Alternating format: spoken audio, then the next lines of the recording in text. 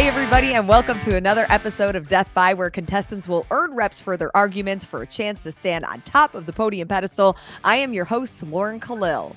Whoever I decide has the best argument through the final round will earn 30 seconds to talk about a topic of their choosing. We want to thank today's sponsor, Thirdsy. We are officially just about a month away from the CrossFit Open, and if you want to dial in your nutrition, your sleep, your fitness, all of those things that come together to make you have the most successful Open, Thirdsy is going to help you do that. I take it between 30 minutes to an hour before I go to bed, and I feel refreshed, ready to hit an intense workout, and I don't wake up throughout the night. If you want a chance to try out Thirdsy, you can get 20% off using our code DEATHBY. That's Thirdsy.com. You can scan the QR code or click the link in the description. Now, on today's episode, we have the Chief Executive Officer at HWPO, Matt O'Keefe, affiliate owner and CrossFit analyst Chase Ingraham with Get With The Programming, founder and head coach of Underdogs Athletics, Justin Cotler, and the 2008 CrossFit Games champion and affiliate owner of NC Fit, Jason Khalipa. Let's play Death By. And speaking of the CrossFit Open, as the community continues to push and get more signups, that is what we are looking to see in comparative to other years. Since 2020, there has been a 10.5% growth increase year over year. And if that happens this year, there will be around 355,000 registrants. But what would each of you consider a success for open registration numbers? Chase Ingraham, I am going to let you start this round. Numbers are always a great place to start. And as you said, Lauren, is a 10% increase over the last 3 years. And I think the big number everybody looks at is 2018, 416,000 across the board, give or take, was the most we've ever had. Second to that was the year before in 2017, which was right around 380,000. Last year, we had about a push between the 2016 and 2023, right about 324,000. So being about our top third, I think shooting for a solid top three, improving is always great. It's always nice to see more people engaging. But one of the biggest numbers I would like to see is actually those that are returning for the Open versus those that are doing it for the first time. That's a metric that we've been looking at over the last several years, somewhere about 30%. I would love to see more people returning for their second Open, or pick a number. This is going to be my 14th. I've never missed a year. I think that is a very important metric of the litmus or the vibe of the community across the board. As far as an overall number, we had the highest number we've ever had on the day one registration, blowing 2018's first day out by almost 10,000. There's 27,000 people registered in the first 24 hours of the Open. It's the most we've ever had. But my big number I'm focusing on is the number of return athletes we have this year.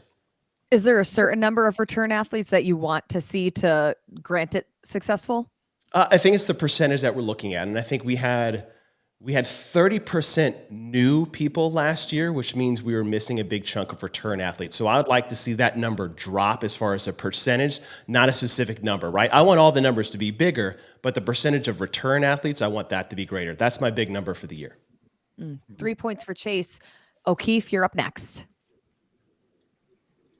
I hate to be the one that says I agree a lot with Chase, but I do. Quite frankly, I think that the thing that you pointed out that's most important is retention. Growth, to answer the question directly, what's success look like? Growth, and I don't think we need to put a number on it. I think moving in the right direction and increasing participation, that 400 and whatever 20,000 number is incredible. It's still the largest sporting event in the world. That's a fact. That's something many brands toss around, like Nike. There's never been a mass participation event at this magnitude in the history of sports. That's pretty heady, cool stuff. Working on the overall experience so that people stay and want to come back and do it again in years to come is where I think we need to be locked in on. I'm in a business, Justin, Jason, all that are very similar in nature. People subscribing to what we do on a daily basis, and we work really hard at the experience that they have with us in hopes that we create longevity and reasons that they want to stay. And I think that's really where CrossFit needs to spend most of their time. Is, it's really hard to get a consumer in the door to engage something, buy something. How we keep them is, I think, a weak spot over the years. Like, a lot of people have burnt out of this system over time, and I'd really like to see people coming back. There's a very big core audience that does repeat. There's a large group of people that leave on an annual basis. So success to me is in retention. 2 points for O'Keefe. Justin, what are your thoughts on a successful year of the Open? I mean, I think obviously Chase and Matt bring up important points, and I think for me, I'm very curious. I'm actually just more curious. Obviously, growth is what we want, but I'm actually curious to see how the numbers are affected by some of the off-season moves, right, that CrossFit has made in a few ways. One, we saw affiliate fees go up. So curious to see if there's any fluctuation or effect there on open participation because of maybe de-affiliations, et cetera. And I'm also very curious to see if that quarterfinals number changes things a little bit. 25% is obviously a huge amount. But I think that's obviously more enticing for some people to think about, okay, well, I could do the Open, but now my season continues and I get to do quarterfinals as well. And we're also going to see a little bit on how some of the fluctuations in the age groups now will affect the Open with, having their own games and in the different divisions. So I'm just curious to kind of see some of the metrics around participation from that perspective. But obviously growth is number one, and we want to see that continue. But I'm curious to see how those numbers are affected by some of the things I just said. 4 points for Justin Cotler. Jason Khalipa, your affiliate actually, I think it was within the last calendar year, actually did re-affiliate. I'm curious on your take. I think it was before that, but in either case, my take on it, well, I'm going to take a little bit of everybody, so hopefully I'll just take their points. I would say 9 points for Jason. Yeah, 9 points. What just, in regards to the affiliates, I don't think that the affiliate fee increasing will have effect this year. I think it could have a dramatic effect next year. And the reason for that is that if you're not at an affiliate, the Open works a little bit differently, and it does create it like this barrier. If you are an affiliate, it's a little bit easier to put up your scores, et cetera. But the new fees don't take into effect until essentially a little bit later. So I think next year is going to be super critical to see if you're still going to see that type of growth. Just like the other guys talking about, look, you need to see growth. And although Chase is referring to retention, which I think obviously is important, I'd like to see how many new people are being exposed to the sport. I think there's a lot of people who have done the Open over and over again. I think they want to continue in that. But I'd love to know, hey, what % of people are getting interested and engaged on the sport? Or has the sport stalled out? That's going to be an important number that I'm looking at. Obviously, total growth. And then that 25% in regards to going to the quarterfinals, I think is really unique because CrossFit is going to generate additional revenue from that. And I'm curious what they're going to do compared to that 10%. Are they going to take that revenue to reinvest in different marketing strategies? Because I actually think they're going to make more money this year on the Open than they would have last year, even if the same people register, because more people are going to opt in to go to quarterfinals. And that's another $50 per person. 2 points for Jason. Follow-up question for everyone. Sorry, it was kind of a bummer you went last for you, but that's okay. Unbelievable. You got 9 points in my book. You're not as reliable as the rest of this group to come on the show, so you got to earn your love back. Wow, you got penalized for not coming on the show. Yeah. I love it. Wow. Yeah. Sorry, bro. Follow-up question for everybody. How much of a health of CrossFit test is the Open registration numbers? Will this actually tell us the health of the ecosystem when we look at how many people sign up? I think it's a very good correlate. I mean, you look at we keep saying 2018, right? 2018 at 416. 2018 is the golden age of CrossFit sport and CrossFit community. It wasn't the height of CrossFit affiliate numbers. That was about 2014, 2015, but there's other reasons for that. But I would say is you ask anyone in the media space, you talk to any athletes, you ask these coaches, managers, and affiliate owners, 2018 was it. And then it completely dropped off. And then look what happened to the Open. We scrapped regionals, new format, lowest rate we've ever had. 2020 happened and everything happened in 2020. Still lower than that. And then we started building up in 21, 22, 23. I think we're getting to a better place, and the Open is actually a reflection of that. Any other thoughts? Chase, I thought you did a really good job. Your point should go to me. Totally. Oh, thank you. I mean, yeah, I mean, honestly, I do feel like you're seeing we're all kind of aligned here, and we should be. Like it's pretty basic. Not to say it isn't complex on how you execute on this stuff overall, but like, yeah, I mean, it's obvious that how many people participate in this is a really good indicator of where we're at and where we're going. But again, I'd point back to what we talked about before, and Chase hammered on, is retention. Like, it's just so hard to get somebody to invest in what you do. We got to think of ways to make sure that they do that again. I mean, that's really it. Yeah, one thing, Lauren, like the focus from HQ on the affiliates, I do think should have an impact this year. And the only reason why I'm saying that is because I think they've tried to put more time and attention there. And I think the affiliates are what drive a lot of the Open registration. Like, at least I know for us, when we really get behind it and really push it, you're talking about hundreds of registrations per affiliate, which, you need those coaches to get behind it. You need that affiliate to get behind it and create a culture around it. So I think this year, because they are putting more attention to the affiliate side, hopefully you're getting these owners more invested into CrossFit as a whole, and they're going to want to support it more, which I think will get us more open enrollment. Okay. And we will see in just a few weeks. I'd be really curious, like if CrossFit did any type of like marketing campaigns just to get random people to jump in on the Open. I would imagine what percentage of those people are doing an affiliate, basically almost all of them. Chase, any insight there? It's about, there is a section of people that are doing it. I mean, but here's the thing is, like, you've got people in their garage that may not be a part of an affiliate. Like, that is a part of it. There's a stat line for that. But yeah, the majority of that, it's all coming from the affiliates, right? The affiliates are the foundation of everything they do, from training, education, coaching, changing health and fitness, like CrossFit. CrossFit is synonymous with affiliates, period, right? So it's definitely coming from the affiliate owners, for sure.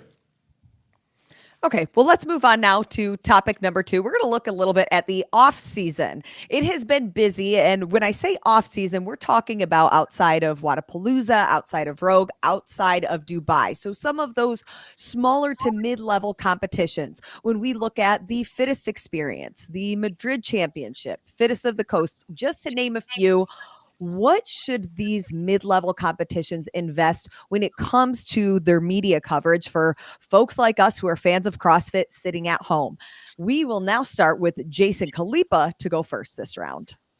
We've talked about this on this show before, but I think the best thing that any of these organizations can do is storytell around the athletes. I think they need to create compelling stories of why people should be watching these people at their particular events. Storytelling about the event in general, the history of it, getting people excited about what type of events have occurred in the past so that they can highlight their event. But in addition, take those athletes, storytell around them, like road to the Wodapalooza, road to the Rogue Invitational, and so that people get inspired. They watch it week by week by week, and then boom, they get to see how their favorite athlete performs. That's what I would be investing in if I was one of these organizations. 3 points for Khalipa. Justin Cotler up next. Yeah, to be honest with you, I think they need to go all in. And one of the things that I think we saw at Wodapalooza that honestly I thought was pretty ingenious and what I think the events themselves need to do. We saw Jason Hopper mic'd up through the Savant show, and I think it created some of the best content that we've seen at a competition anywhere, and some of the most interesting and some of the most entertaining. And what I would love to see is more athletes and coaches mic'd up at these competitions, in warm-ups, after events. I think these are all things that fans find extremely interesting, and it's so much better than just the standard vanilla. Oh, well, I started CrossFit because blah blah blah, which is cool, but we want to see some drama. We want to see, this person talking shit about this person, being in awe of this person, or this person, like, what just happened in that workout? Why did you decide to go unbroken there and then you fell on your face? Or this worked for you and this didn't. Like that, I just think there's so many cool things that happen in competitions that are so interesting that people don't get to see the nitty gritty behind. And I'd love to see some more of the behind the scenes stuff that we saw coming out of Waterpalooza. I mean, I don't know if you guys watched that, but it is extremely entertaining. And I think that we can do so much more of that storytelling, like in competition, aside from just what we have seen along the path to, or the road to. I'd love to see more of that stuff. But even outside of some of these bigger competitions that we assume have bigger budgets than the fittest experience, or fight for the fittest, or fittest experience, or like the mid-level competitions. Yeah, there's no reason they can't do that stuff. I mean, that's a, you buy a mic at Best Buy for basically nothing, and you put it on someone's phone. Like, they don't know. The funny thing is if you go back and watch old CrossFit shit back in the day with Tony Budding, like, that stuff was so cool. And it was literally like, here you go. Here's your cell phone. Here, video this shit. Like that's the thing, is it doesn't have to be, a whole team, etc. And I think that there are ways to figure it out on a bargain, budget, that we still could do really interesting stuff with. And I don't think people do that enough. And I think that's what we're missing, and I agree with Jason at storytelling, but I think it's beyond just the storytelling of people's, stories themselves, going, why they join CrossFit, or, what they do on a daily basis. This is more, I would love to see the behind the scenes stuff. Yeah, absolutely, man. Hey, I mean, that shit is exciting. So I totally agree with you. I'm glad you're bringing this. I just want to say one thing. I'll let the other guys talk. Is that one of the barrier to entries on what you're talking about, though, is not, I don't think it's the money. I don't think it's any of that. I think it's the trust with the athletes to whoever is producing that content. There has to be a specific level of trust that occurs there, because they're going to be mic'd up the entire time. So if they say something or whatever that maybe doesn't come off the right way and someone snips it, that's all I'm saying, is that the level of trust between whoever is creating that content and the athletes has to be there, or else it'll fall flat, in my opinion.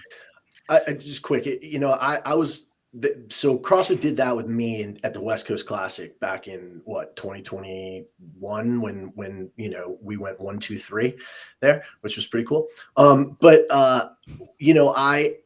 honestly, if they had, Jason brings up a good point, because if Torin had used everything that I said, I would be out of a job. I mean, there's no way they could use everything. No chance. I mean, if he took everything I said, I would have been canceled. So yes, I agree with that. But I do think with that understanding, like, you have to make sure that there's some trust there. But I think there are a ton of athletes and coaches who would be all in to do something like that, because I just think it makes things that much more interesting. Are you flapping More your behind feathers? the scenes, more storytelling, 3 points. O'Keefe, why are you flying away? I'm flapping Cotler's feathers right now. That was a good answer. I ran that event. That was amazing. It was. I know. Yeah. Okay, O'Keefe, what do you want to see from these mid-level off-season competitions with coverage? I'd be a fraud if I, just created an answer other than, storytelling. Honestly, I mean, I've been in this and made mistakes. Broadcasts can be a trap. I mean, we run broadcasts for lives, very important, but what these two guys have said leading, before me is spot on. On floor, mic'd up content, behind the scenes, storytelling leading in. That's how you'll create the environment for a successful broadcast. I mean, and again, I've experienced it and made a lot of mistakes leading into those. I think we look to who have done the best job with that. CrossFit, Rogue. We learned at Loud and Live how to do some of those things from the experiences that, CrossFit and Rogue had created. But yeah, I think we really need to be efficient with our dollars, these events, because it's so expensive to broadcast, to create an environment that the broadcast can be successful. Honestly, like we need to humanize these guys. That Cotler, because Cotler said it, but that Jason Hopper content that's been circling Instagram the last, couple of weeks, is gold. I mean, I want more of it. You know, you see Jason's personality, which is hard to get, you know, with him running in the lane and giving a fist pump when he finishes all the time. Um, that is amazing, you know, live, you know, content. But the storytelling side needs to be something that we all invest in more. It's something that I think I've said quite a bit to CrossFit too. Is I always use Pat Vellner as an example. It's like he's a chiro, he's got a kid, you know, but you know we need to humanize him, ground him, you know, create, you know, more perspective about who he is completely.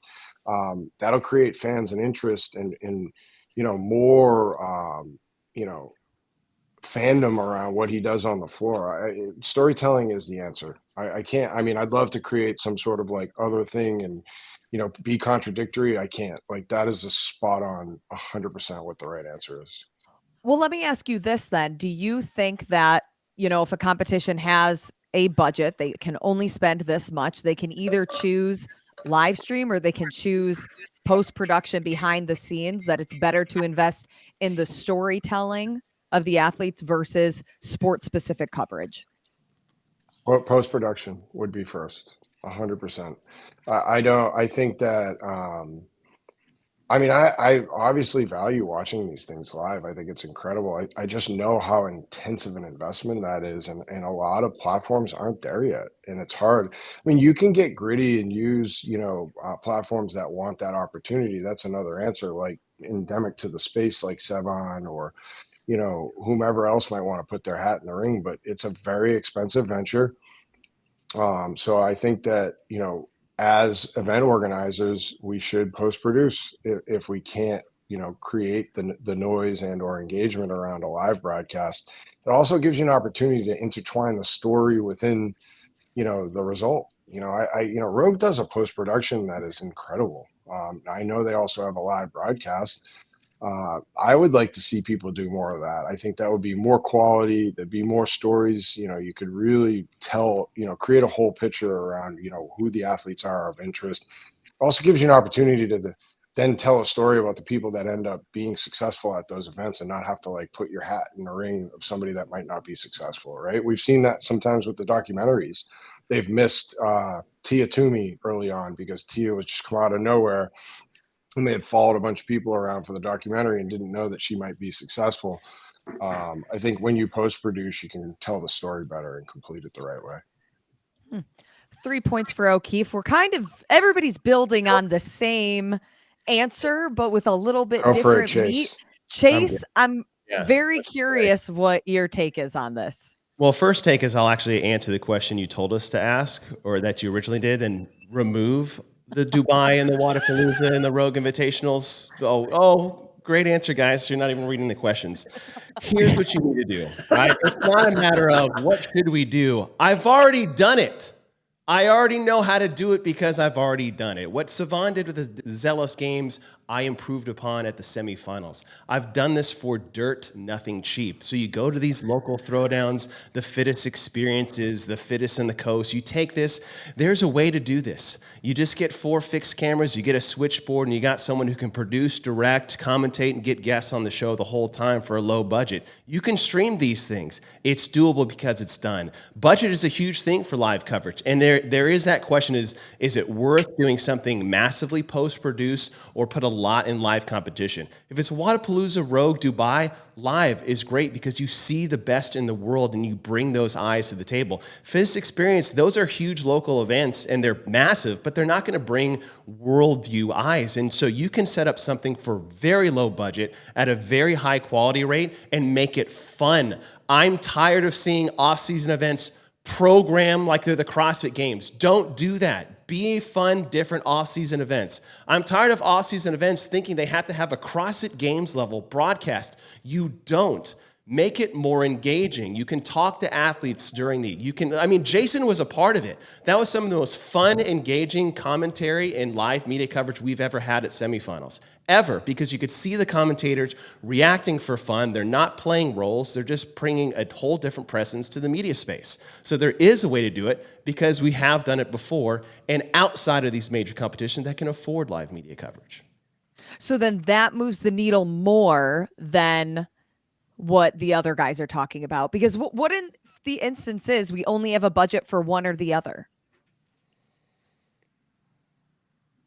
So I would don't have a disagree. problem. I would disagree, by the way, just because I'll be quick, Color, and you can be long. Yeah. That I'm is not going to more be long-winded, valuable. but go ahead, bro. There you go. That's not more valuable. More valuable is something that can continuously be engaged over time and create more eyeballs. Quite frankly, I mean, that's just a fact. I don't think a replay of a live broadcast is as engageable as a post-produced story. The question Just- also isn't which one's better. It's what Well, is here, a way. I'll give you guys an example. Do you remember the Rogue team versus like Red Black? It was like remember that? Like they would film it and you would get like the B-roll of the actual events, but then you'd also get behind the scenes, you get some riffing, you get a bunch of different stuff. And I feel like that continue to engage because you're able to get to know the people a little bit better. I think that should be what the event coordinators are looking at. And it's so easy for an event coordinator to look at it and say, hey, success is a beautifully streamed, well edited, whatever content. But I think it also depends what the audience is looking for. And the audience is looking for authenticity and engagement and storytelling. And I think that there's a variety of ways to do that, but it's whatever your budget can handle. But it needs to hit those things first before it needs to be beautiful and all this other kind of stuff. I think that's a nice to have, but not a necessity. So Chase is technically the only one that answered the specific question, so he will win the round and get 4 points. But Thank you. But the other ideas, they were part of the conversation. So No, those stand. are great ideas, right? They are, but that's not the question that was asked to us. Okay, like, yeah, Rogue, make a produce thing and mic up everybody. Like, yeah, great, good, Rogue. Rogue's not on the table. Wadapalooza wasn't on the table. How do you get these local throwdowns with a big, like Desert City Classic, Northern California Classic, the fittest experience, fittest on the coast? Those are the events that we were asked how to highlight. That's the conversation. It's not back in. No, but that's not what anybody answered. That's not how anybody answered it. I still think my answer holds true for those competitions as well. Post-producing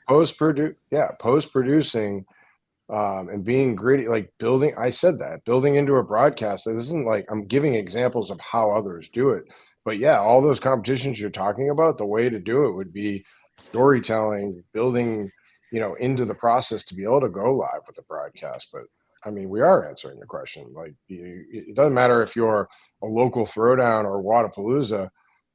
There's a process. I mean, they all could take, notice from other things that are done, but you should post-produce is the point. I think that's the highest value bang for your buck. You don't agree with that, that's fine. But the question's answered.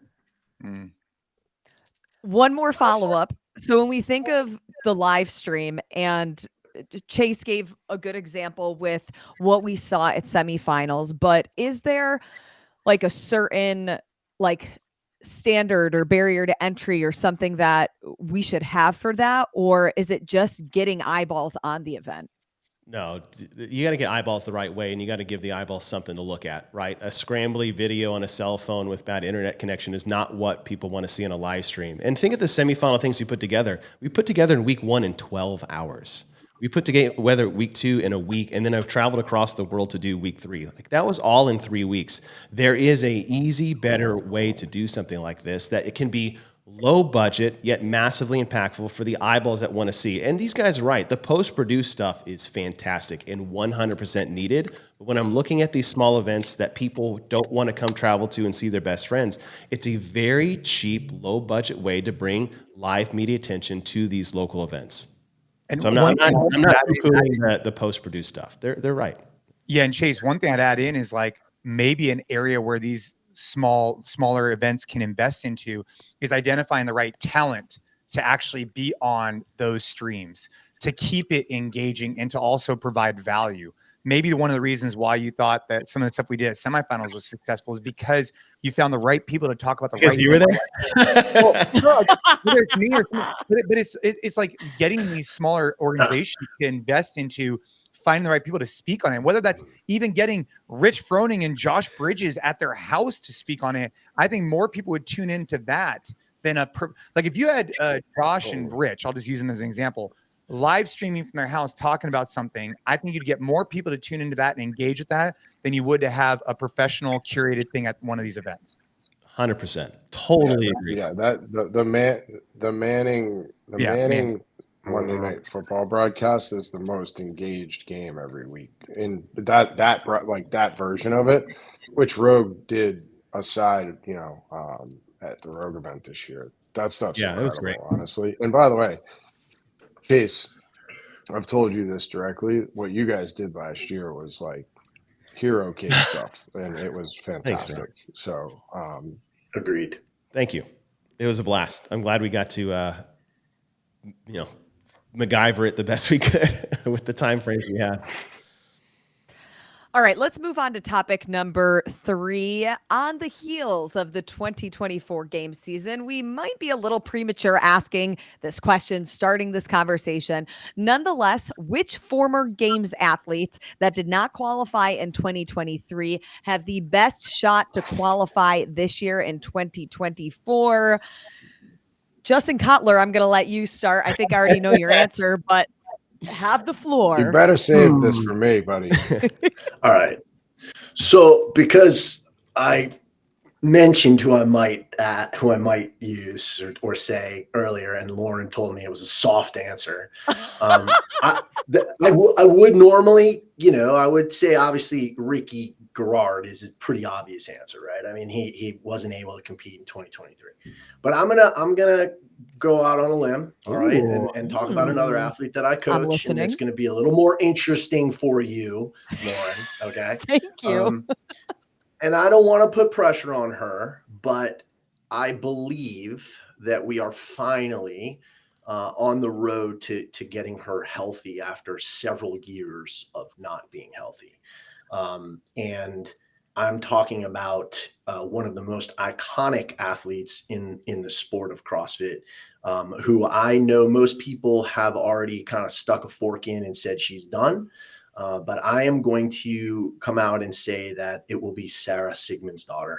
And nothing would be better for the sport than to get Sarah back to the games. She is an incredible ambassador for the sport.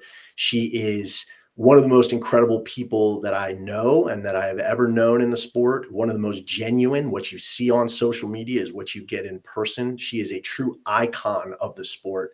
And I believe that we're getting her body back and her mind back to where she's going to be able to compete at a high level. So I'm going to say Sarah Sigmundsdottir. Bold choice.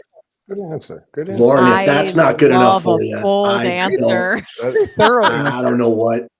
I don't know that that's that bold, but it's a good answer. No, I like it was bold because I didn't expect it from Justin Cotler, because I was like, he's going to say Ricky Garrard. I already know his answer.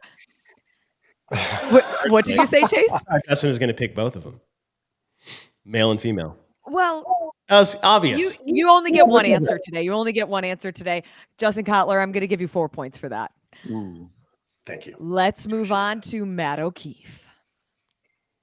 Thank God that somebody wouldn't get the opportunity to steal my ansher, which is an obvious one, which is Brooke Wells. I mean, sorry, Jason. I knew that was coming. But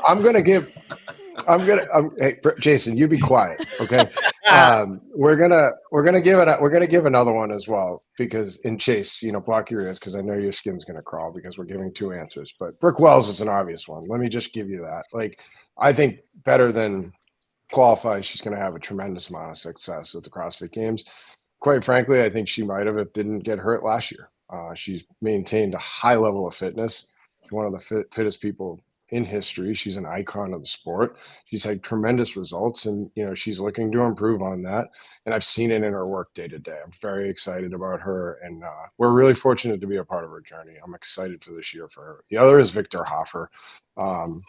Victor continues to advance. Yep. Wrong.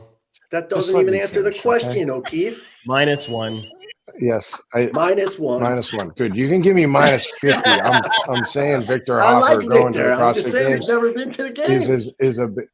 Is a big moment that this sport will look back on fondly. Like, he's a tremendous talent. He's got a lot of cachet. He's got the look, the feel.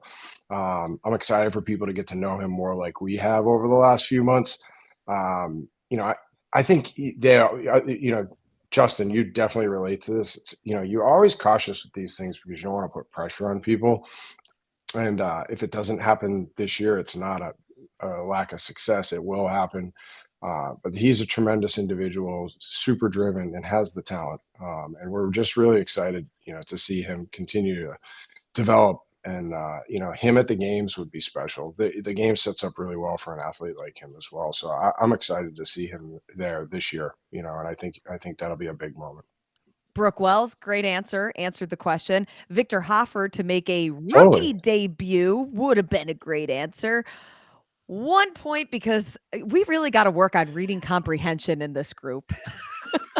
I didn't read these things. I'm just firing.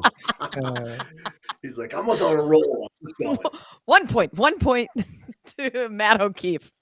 Okay. Oh, so Brooke Wells is Brooke Wells is 1 point. I'll make sure she watches this. Oh, and understands 1 that. point She has was great results this year. because you continued on. You answered the question, and then your answer ultimately did not answer the question. Khalipa, okay you're up with that. next. Dude, I'm gonna go with the. I personally think a fan favorite with Gui out of Brazil. I think that he brings the heat. I think he brings excitement. I think he brings an audience with him, and him missing on the games last year I thought was unfortunate.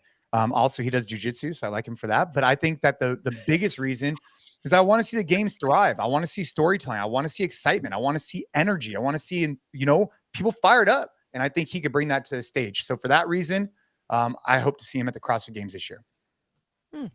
He does bring the fire, especially if there's a heavy lift. 3 points for Khalipa. Yeah. Chase, who's your pick here? God, all these soft answers. Like, let me pick my athlete and then a big name in the sport. Let's try and dig in a little bit. So everybody take a seat. Grandpa's got. To be fair, you don't have any Chase is athletes. mad today. So you don't have a horse in the race. All right, here we go. Everybody Chase is right, out. is everybody done? Does everybody want to have actually a good deep dive into the athlete history? I think I'm getting comfortable. I'm getting comfortable for this. Okay. Go ahead, Chase. All I right. just can't wait to rip on you after this. I'm getting ready. The answer to the question is head and shoulders away is Madeline Sturt. Oh, Maddie Sturt from Oceania was one of the youngest competitors to ever qualify for the CrossFit Games. I believe she was 19 or 20 years old, and this is all the way back to like 2014. Maddie Sturt hasn't competed at the Games since 2019, which oddly enough in person was the same as Sarah. And when you look at what she's done in this off season and who may or may not be competing next year at the Oceania region, Ellie Turner, huge question mark. She won last year. Jamie Simmons, rumors she may be going team. Emily DeRoy, we know she's going team. Caitlin Van Zell just had hernia surgery. And then there's Maddie Sturt that was sitting there in 5th place last year by 28 points. She just won the Down Under Championship. She is on the track to not only maybe qualify for the CrossFit Games, but potentially win Oceania, depending on where Tia Toomey goes, right? And that's what I love about her. And then even in 22, she missed the games by 4 points in 2022. So if you want a deep answer versus a fan favorite, Maddie Sturt is the only answer that should be on the table right now. Oh, damn it, Chase. That's a 5-point answer. You won again. What? Whoa. What? Why do we even show up for this lot show? of beef behind his answers. I'm just as frustrated as you. It's just 27, she's on the way up. She's healthy What? for the first time in years. Hey, can I just go back? Did you say Sarah Sigmundar the last time she was at the CrossFit Games was 2019? In person, yes. Wow. In person. Yep. You know what's really And interesting about answer, that? just because I coach her, that doesn't matter. That answer is so much more bold than Chase's answer. Sorry. I mean, I think Whatever. it's a bold pick because I disagree. I know, and that's what everyone. I said it was disagrees. bold. I That's didn't what say I'm it saying. wasn't. You know, Oh my god. There's there are others out there, right? Like Jackie Dahlstrom's a good She's one. a good Like, one. she's a Travis great Mayer. athlete. I would Great thought athlete to someone would watch. pick up. Oh, yeah. Oh, yeah. Travis is a good Travis one. Mayer. Yeah. Well, here's the thing between Jackie and Travis, because I was kicking those around too until Maddie Sturt popped into my brain, is that Dahlstrom, who missed by 1 place at the European semifinal, she's moved to the HWPO team, which we've seen Katrin's success in that move, but she has not had a very good off season this summer. Travis Mayer, quite the opposite. Missed last year with an injury. Did Madrid, he got second, and then he did Rogue, and he got sixth. So, like, Travis Mayer's trajectory off-season wise is very high, but neither one of those are as high as I believe Maddie Sturtz can be in the region she's in, with who's not competing this year and her being healthy for the first time in a couple years. And again, she's only 27. We feel like she's been around forever because she has, but she's just 27. She just shows she can win in Australia. I'm going with Maddie Sturt. You want to talk about practice? Practice. Like, yeah. I think Jackie's going to have a good year. She's doing well. Okay, Chase, 30 seconds. You're the champion. We already talked about the Open, so pick a different topic. Talk about the Open. How about a different topic of the Open? Hey, who's competing? Where are our head-to-head matchups? Let's get some spice ready, right? Let's get the juices flowing. What are our head-to-head matchups? Where are they going to be? Right? That gets me fired up to sign up for the Open as well. Right? So I'm pumped up. I'm super pumped, but I'm also super ready to see who we got going head-to-head on these Open announcements coming up. Oh yeah, I cannot wait. Do we know when those drop normally? Justin Cotler and Justin Cotler. And Yes. Dude, those are the most stressful things out of anything during the CrossFit season. I think it's those Open announcements. Those are the absolute top for We'd stress. set the sport back 10 years if O'Keefe and I did a. Dude, you guys. That would get eyeballs. I would pay I don't know, a lot man. for That'd be that. good. I'd pay for that. Yeah. Yeah. To put it on YouTube and ask for a donation. I would donate to that. Well, maybe we'll do it. Yeah, no, not me. Not a chance. This is like Kids have not been good you know to my that- fitness the last few years. I think I've worked out with like everybody in this space at one time or another. I have never done a workout with Justin Cotler. We're gonna make that happen in 2020. All right, we will this year. That's fine. We can do it. We will all Make look it work. forward As long as to it's got that. ring muscle ups in it, I'm good. I'm not doing it. The only Scale. thing I could do is muscle up. All right. Well, guys, thank you so much for another great, fun-filled episode of fun banter, smack talk, you name it. You can find it right here. Thirdsy, again, our sponsor. Make sure that you use the Death By code to get 20% off, and we will see you next week for another episode.